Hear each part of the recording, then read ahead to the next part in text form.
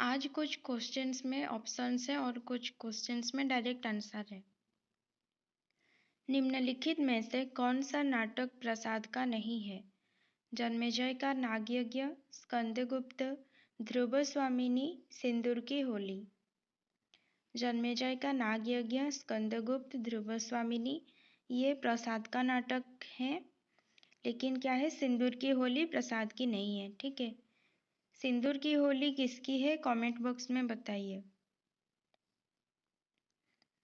निम्नलिखित में से कौन सी पुस्तक प्रेमचंद द्वारा लिखित नहीं है? कायाकल्प, जय पराजय, रंगभूमि, प्रेमाश्रम। जय पराजय जो पुस्तक है ये प्रेमचंद द्वारा लिखित नहीं है। कितने पाकिस्तान नामक उपन्यास के लेखक हैं? विद्यापति, कमलेश्वर, सत्यप्रकाश मिश्र, खुशवंत सिंह। कितने पाकिस्तान नामक उपन्यास बहुत इंपॉर्टेंट है, इसके लेखक हैं कमलेश्वर। प्रकृति के सुकुमार कवि किसे कहा जाता है? जयशंकर प्रसाद, सुमित्रानंदन पंत, महादेवी वर्मा, निराला। तो प्रकृति के सुकुमार कवि किसे कहते हैं? सुमित्रानंदन पंत। कथा सम्राट किसे कहा जाता है? प्रेमचंद, जैनेन्द्र कुमार, अज्ञेय, फणीश्वर नाथ रेणु। तो कथा सम्राट किसे कहते हैं? प्रेमचंद को। बाल चित्रण में कौन सा कवि श्रेष्ठ है? रसखान, मीराबाई, सूरदास, कबीरदास। बाल चित्रण में कौन सा कवि श्रेष्ठ है? सूरदास। निम्नांकित प्रश्न में दी गई रचना के रचनाकार के सही विकल्प का चयन कीजिए। ये जो उर्वशी लिखा है, उर्वशी के रचनाकार कौन है? रामधारी सिंह दिनकर, सुमित्रानंदन पंत, निराला, अज्ञेय। तो उर्वशी के रचनाकार कौन है? रामधारी सिंह दिनकर। सूर्यकांत त्रिपाठी अपनी बेटी की स्मृति में कौन सी कविता लिखी?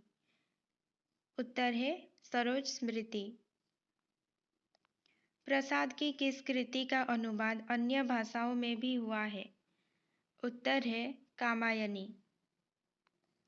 कबीर के उपरांत हर विध्वंसकारी और जन विरोधी शक्ति को सर्वाधिक खुली चुनौती देने वाले साहित्यकार कौन थे?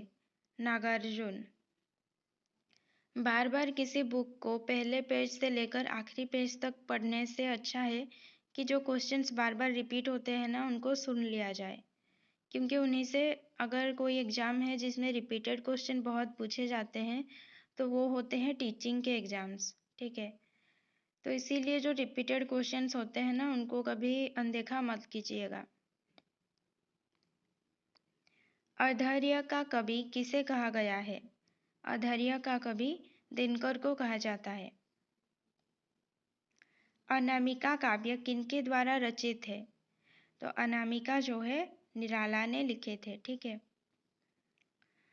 छायावाद की पहली रचना झरना। झरना किसकी रचना है? जयशंकर प्रसाद। बादल राग किसकी रचना है? निराला। नारी विमर्श पर लिखने वाली पहली लेखिका कौन थी? महादेवी वर्मा। जूही की कली कविता को किस संपादक ने अपने पत्रिका में बिना प्रकाशित किए वापस कर दिया था? महावीर प्रसाद द्विवेदी। और जूही की कली किसकी रचना है? निराला की। निराला की अंतिम कविता। अक्सर प्रथम और अंतिम ये पूछे जाते हैं, इसलिए याद रखिएगा। निराला की अंतिम कविता पत्रोत्कंठित जीवन का विष बुझा हुआ है। पत्रोत्कंठित नहीं, पत्रोत्कंठित जीवन का विष बुझा हुआ है। महादेवी वर्मा का प्रथम काव्य संकलन है निहार। कला और बूढ़ा चांद के लेखक हैं सुमित्रानंदन पंत, और इसके लिए उन्हें साहित्य अकादमी पुरस्कार भी मिला था।